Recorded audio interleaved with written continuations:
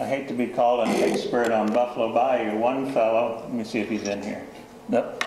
Told me, he said, don't you have anything else to talk about?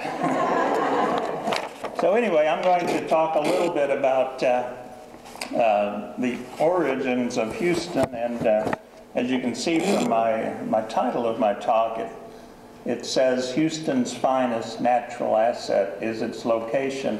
But after hearing Jaime talk about the swamp and mosquito-infested part, maybe I should change that.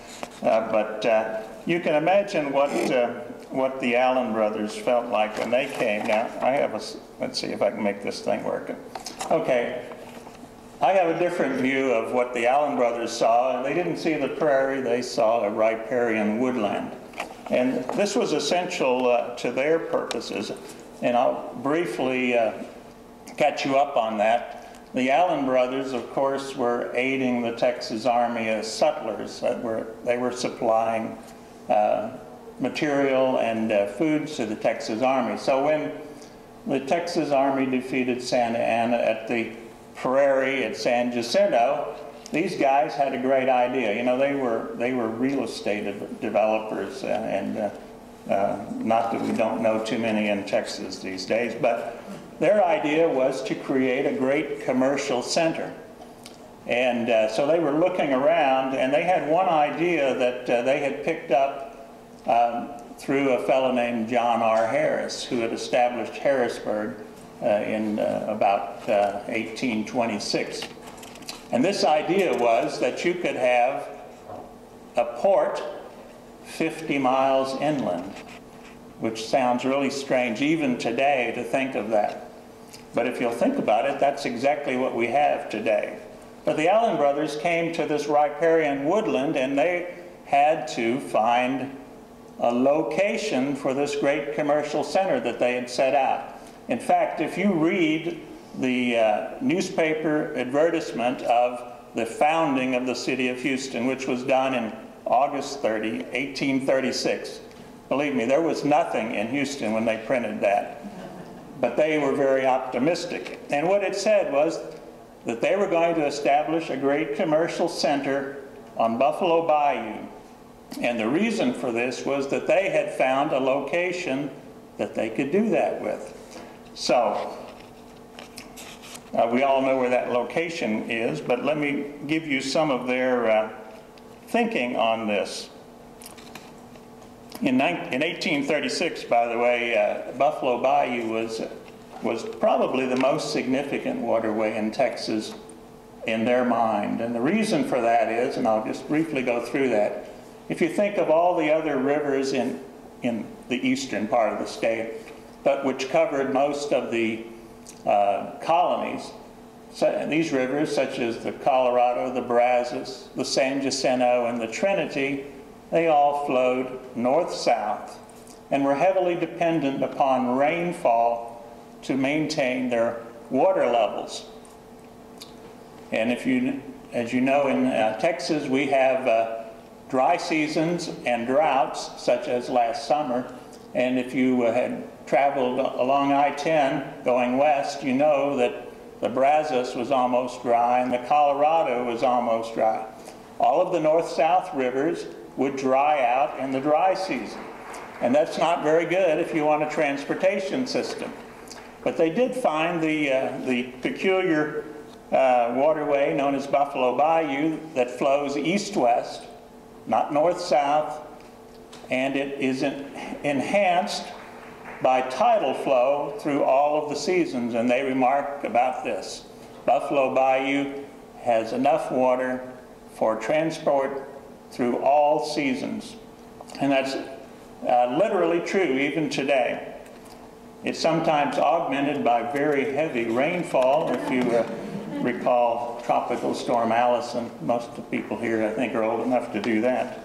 So anyway, that's why they were looking at Buffalo Bayou. They could then bring goods and materials from the world up through Galveston Bay to their new commercial center, and likewise take the agricultural products that came off of the prairie back out to the world. They had this vision, but the next thing they had to do was to predict or to pick the exact location to found their city. And there were three things that they were looking for. The first thing was that they needed a sufficient amount of water. So Augustus Allen got in his little boat and paddled up and down the bayou taking depth soundings. And when he came along the area that we know today as Allen's Landing, he found that there was a minimum of 10 feet, which was just about what they needed for these river boats to come upstream. The second thing they needed was, as I said earlier, was that they needed a continuous level of water. They didn't want the bayous to dry out, and the tidal flow was the key to that. He talks a lot about the head of tide, the term head of tide, and he was attempting, whoops, I don't want to get that far. He was attempting to locate the head of tide, and he claimed it was near the part of Houston known as Allen's Landing, but actually it was a little farther upstream. But if you were under the head of tide, that gave the consistent water level through all seasons. And then the third thing that they needed was a turning basin. And this was the key to the location of the city. If you were going to bring a 75-foot paddle wheel steamer up Buffalo Bayou, you had to be able to turn it around. And so you needed a place to do that, and lo and behold, if you're familiar with downtown, White Oak Bayou comes in right at Main Street, and that way they could back the paddle wheel steamers up and turn them and go back around. So with those three things, the Allen brothers said, this is it, and that's where they established their great commercial center. And to prove that they were right, they hired the steamboat Laura in, this actually is in January of 1837, to actually make the trip up to their new town. And this is a famous picture that has been used. There are some accounts of this that it was not an easy passage because of cypress knees and overhanging limbs and things of that nature, but in fact, if you look at this picture closely, you can see they're also shooting alligators. But they did make it to the, quote, new city of Houston and showed that it could be done.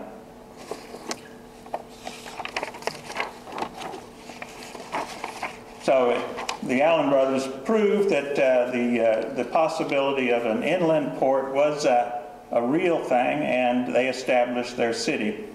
But through the years, they found that there were other obstacles to overcome, and some of these related to the obstacles in Galveston Bay, one of which was Redfish Bar, or Redfish Reef as it's sometimes known today, and another was Clopper's Bar, which also was called Morgan's Point. Both of these were sandbars that prohibited ocean-going vessels from coming up because they only had about 5 feet of depth, and that was right at the margin where the paddle wheel steamers could operate. During the period from the 1837 through the 50s, the Houston Direct Navigation Company was organized and ran a large number of steamboats, most of which were the shallow draft paddle wheel steamboats. And they made regular trips between Houston and Galveston. And this is very typical of the type of navigation that occurred along the bayou and at Allen's Landing. This is the picture of the city wharfs about 1873. And this is the typical riverboat that would make the dock at the city wharfs.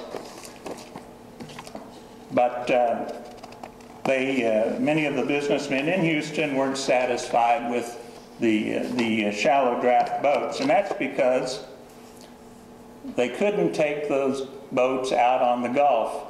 So they had to go to the port of Galveston and offload their product and put it on an ocean-going vessel. And of course, the Port of Galveston charged wharfage fees, which reduced their margins.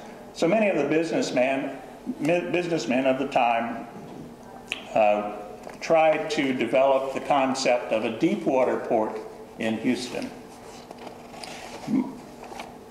One of the very first gentlemen to propose this deep water port was a fellow named John Thomas Brady.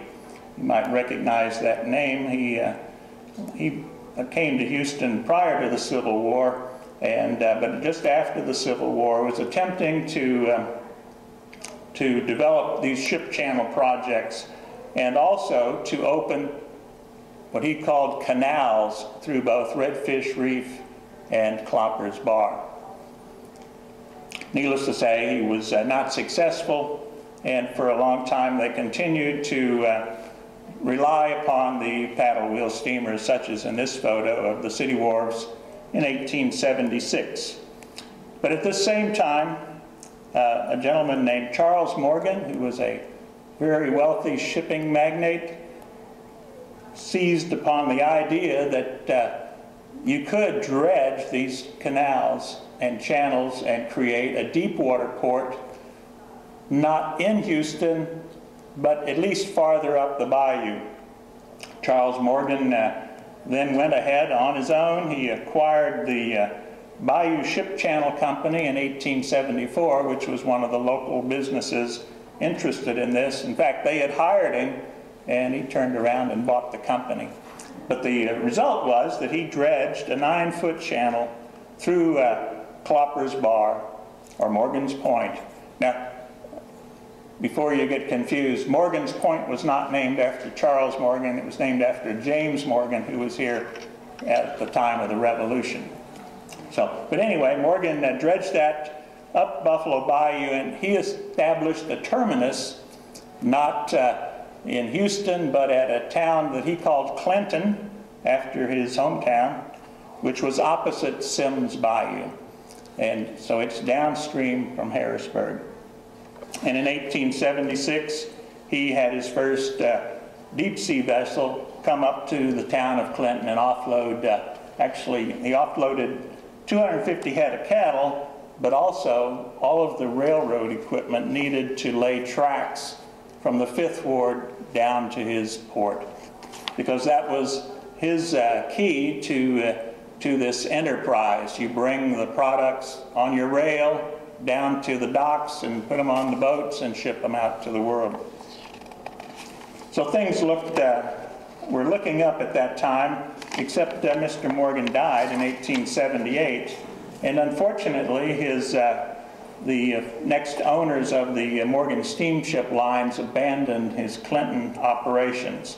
But another gentleman in town, John Thomas Brady, continued to pursue this idea, and he attempted to promote the idea not of a deep water port at Clinton or in the downtown area, but he selected an area that was known as the Long Reach area. And if you're familiar with the ship channel today, Long Reach is between the Turning Basin and Harrisburg. It's that straight section of bayou.